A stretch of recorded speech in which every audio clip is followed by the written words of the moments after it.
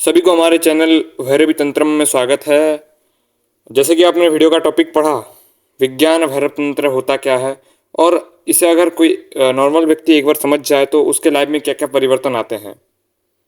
तो अगर विज्ञान भैरव तंत्र को समझना चाहें तो विज्ञान भैरव तंत्र पूरा पूरी बेस्ड है श्वास विज्ञान के ऊपर। और विज्ञान भैरव को समझना भी बहुत कठिन होता है और बहुत लोग समझ नहीं पाते हैं। मुझे ये भी पता है कि बहुत सारे नए नए लोग हैं जो कि हमारे चैनल में आगे जुड़ने वाले हैं और जुड़ चुके हैं। तो ये सब वीडियो उनके लिए है। और आज के टॉपिक में मतलब आज के इस वीडियो में मैं विज्ञान भैरव तंत्र के बारे में समझाने वाला हूँ। और ये कुल 112 सांसों की विधियों के ऊपर है जिसको समझाना और समझना बड़ा मुश्किल है। तो इसीलिए मैं कुछ ऐसे 5 टॉपिक लेके आऊँगा या लेके आया हूँ जिससे तुम्हारे मतलब समझने में, आप लोगों को समझने में बहुत लाभदायक भी होगा और समझने के लिए बहुत इजीली भी होगा। तो आगे हमारे वीडियो में जुड़े रहिए, ठीक है। विज्ञान भैरव तंत्र का एक ऐसा रहस्य जिसे समझ लेना शायद पूरी साधना का सार को समझ लेने जैसा है। इस रहस्य का नाम है मध्य। सामान्य रूप में जो हमारा जीवन है वो 2 ध्रुवों में है और हम जीते भी उस 2 ध्रुवों में हैं।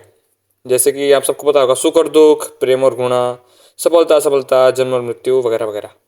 लेकिन विज्ञान भैरव तंत्र कहता है कि सत्य इनमें किसी भी ध्रुव में नहीं है, सत्य इनके बीच में ही छुपा है। अच्छा ठीक है, फॉर एग्जाम्पल आपको एक एग्जाम्पल देता हूँ कि जब एक विचार समाप्त होता है और दूसरा विचार अभी उत्पन्न नहीं हुआ, ठीक है, उस क्षण को क्या कहते हैं? ठीक है, क्या कहते हैं हमको तो कुछ पता नहीं है। जब एक सांस बाहर निकल चुका होता है और अगली सांस अभी तक भीतर क्यों नहीं आती, पता है क्यों नहीं आती? नहीं पता हमें। जब दिन समाप्त होता है, ठीक है, जब समापन होता रहता है उस समय में रात अचानक से शुरू क्यों नहीं हो जाता? उसी को मध्य कहते हैं, ठीक है, उसी को ही मध्य कहते हैं। वो मध्य क्या है ये हम जानेंगे। तंत्र कहता है कि इन्हीं मध्य क्षणों में भैरव की झलक प्राप्ति हो सकती है। जैसे हम सबको पता है भैरव एक हमारे आंतरिक चेतना का एक सार है, ठीक है। मध्य कोई स्थान नहीं है, ठीक है, मध्य कोई स्थान नहीं है, मध्य कोई वस्तु नहीं है, मध्य स्वयं चेतना का द्वार है। हमारा मन हमेशा किसी न किसी छोर तक भागता रहता है, लेकिन जैसे ही मन मध्य में ठहरता है द्वैत समाप्त होने लगता है, ठीक है। ना मैं बचता हूँ, ना तुम बचते हो, ना चाह बचती है, ना भय बचता है, केवल शुद्ध जागरूकता बचती है। विज्ञान भैरव तंत्र बार बार हमें इसी मध्य की ओर ले जाता है, क्योंकि तंत्र के अनुसार मुक्ति किसी भविष्य में नहीं बल्कि इसी मध्य में छुपी हुई है। समझ में आया? इसी मध्य में ही छुपी हुई है। इसी मध्य को भैरव का स्थिति कहा जाता है। भैरव स्थिति वो अलग स्थिति है, परंतु इसी मध्य में हम भैरव को या भैरव के दर्शन को अनुभव कर सकते हैं, ठीक है। हमारा दूसरा टॉपिक है शून्य और महाशून्य। जब हम शून्य का शब्द सुनते हैं तो हमारे मन में एक विचार आता है खालीपन, जीरो वगैरह वगैरह। लेकिन विज्ञान भैरव तंत्र में ये शून्य साधारण और खालीपन नहीं है भैया, यह मन की अनुपस्थिति है, यह विचारों की समाप्ति है। यह उस अवस्था का नाम है जहां व्यक्ति पहली बार स्वयं को अपने विचारों से अलग अनुभव करता है, ठीक है। हम पूरे जीवन विचारों के साथ जुड़े रहते हैं तो है, विचार के बिना तो रह भी नहीं पाएंगे और जुड़े रहते हैं, हमेशा बंधन में होते हैं। लेकिन क्या हम वास्तव में हमारे विचार में है? नहीं, मैं भी नहीं बोल रहा, तंत्र भी नहीं बोलता है इस जगह बारे में, ठीक है। जब विचार शांत होते हैं तब एक नया आयाम खुलता है, यही शून्य है, यही शून्य है। विचार जब हमारे शांत हो जाते हैं तभी जाके एक नया आयाम खुलता है, यही शून्य है। लेकिन यात्रा यहाँ समाप्त नहीं होता यात्रा यहाँ समाप्त नहीं होता, इसके आगे भी एक स्थिति है, उसे है महाशून्य बोलते हैं। महाशून्य वह अवस्था है जहाँ शून्य का अनुभव करने वाला ही समाप्त हो जाता है। वहाँ कोई अनुभवकर्ता नहीं रहता, कोई पहचान नहीं रहती, कोई अहंकार नहीं रहता, कोई भी नहीं रहता उस जगह में। वहाँ केवल मौन बसता है और कुछ नहीं, मौन, सिर्फ मौन। इतना गहरा मौन कि शब्द भी वहाँ पहुंच नहीं सकते। तंत्र के अनुसार महाशून्य डरावनी नहीं है, परंतु वास्तव में वही परम स्वतंत्रता है, क्योंकि जहाँ अहंकार समाप्त हो जाता है वहाँ वास्तविक मुक्ति आरंभ होता है उस जगह में, ठीक है। हमारा तीसरा टॉपिक है नाद से भैरव तक। अच्छा, एक चीज आप सब बताइए कि आपने कभी ना कभी तो एक बार ऐसा सोचा होगा कि संपूर्ण ब्रह्मांड का मूल क्या है। ठीक है, कभी ना कभी तो सोचा होगा आपने। विज्ञान भैरव तंत्र यहाँ पर एक मतलब एक अलग ही लेवल का आंसर देता है भैया। ये कहता है कि नाद, नाद मीन्स वाइब्रेशंस, मतलब कंपन, ध्वनि वगैरह वगैरह। लेकिन यहाँ ध्वनि का केवल मतलब आवाज नहीं है। ठीक है, वाइब्रेशन जो मैंने कहा बस आवाज नहीं है, बस जो हम सुनते हैं वैसा आवाज नहीं है। कि तंत्र के अनुसार संपूर्ण अस्तित्व एक सूक्ष्म कंपन से बना हुआ है, जैसे कि हमारा शरीर, हमारे विचार, हमारी शुभकामनाएं, यहाँ तक भी ग्रह और तारे भी, ये सब एक विराट कंपन का ही भाग है। जैसे आप लोगों ने सब सुना होगा बिग बैंग थ्योरी।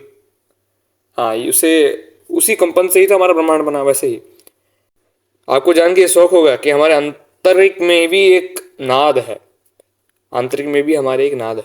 वो क्या है कि जब साधक ध्यान में जब जब वो ध्यान लगाता है, जब एक साधक और गहराई तक जाता है, तब वह बाहरी ध्वनियों से आगे बढ़कर आंतरिक नाद को भी सुनना शुरू करता है।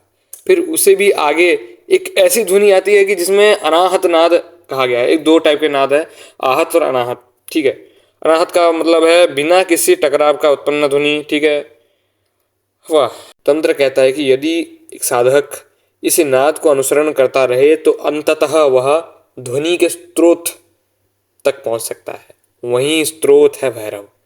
यही कारण है कि नाद को केवल ध्वनि नहीं बल्कि परम चेतना तक पहुंचने का फूल कहा गया है। देखो, नाद के ऊपर हम बहुत सारा टॉपिक बना सकते हैं, बहुत सारा चर्चा कर सकते हैं, परंतु नाद एक ऐसा टॉपिक है ना, इसको समझना बड़ा मुश्किल है। बिना नाद के हम जी नहीं पाएंगे, बिना नाद के कोई काम ही नहीं कर पाएंगे। पूरा संपूर्ण ब्रह्मांड हमारे वाइब्रेशंस नाद से ही बना है। ठीक है, तो ये है हमारा थर्ड टॉपिक। हमारा चौथा टॉपिक है भैरवी स्थिति। देखो, ये जो भैरवी स्थिति है ना, ये बहुत इंपॉर्टेंट टॉपिक है, इसलिए मुझे लेके आना पड़ा। तो ऐसे बहुत सारे वीडियो हैं जो कि समझा चुके हैं यूट्यूब में, बट मैं इसे एक सरल भाषा में समझा दूंगा आपको, क्योंकि बहुत लोगों की प्रॉब्लम होता है समझने में। तो ठीक है, मैं समझा देता हूँ अभी आपको भैरवी स्थिति के बारे में। ठीक है, अधिकांश लोग ध्यान को ही एक क्रिया समझते हैं, लेकिन विज्ञान भैरव इसी अवस्था की बात करता है जहाँ ध्यान कोई प्रक्रिया नहीं हुई है, मतलब क्रिया नहीं है, सॉरी। वह व्यक्ति का स्वभाव बन जाता है। जो ध्यान है वो व्यक्ति का स्वभाव भी बन जाता है। उसी अवस्था को भैरवी स्थिति कहा जाता है।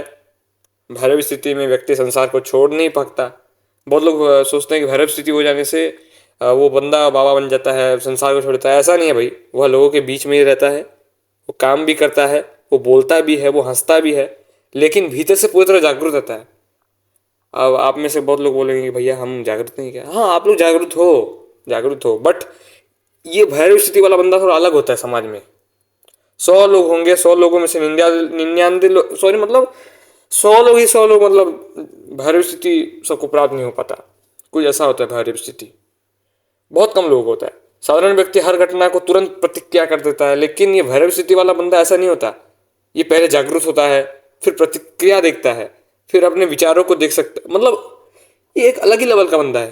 जो बोलता है ना, वो अपने विचारों को देख सकता है, अपनी भावनाओं को देख सकता है, अपने अहंकारों को भी देख सकता है। वो बंदा इतना हाई लेवल उसका होता है। धीरे धीरे देखने वाला या देखी जाने वाली वस्तु के बीच में दूरी बनने लगती है। यहाँ से वास्तविक स्वतंत्रता शुरू होता है।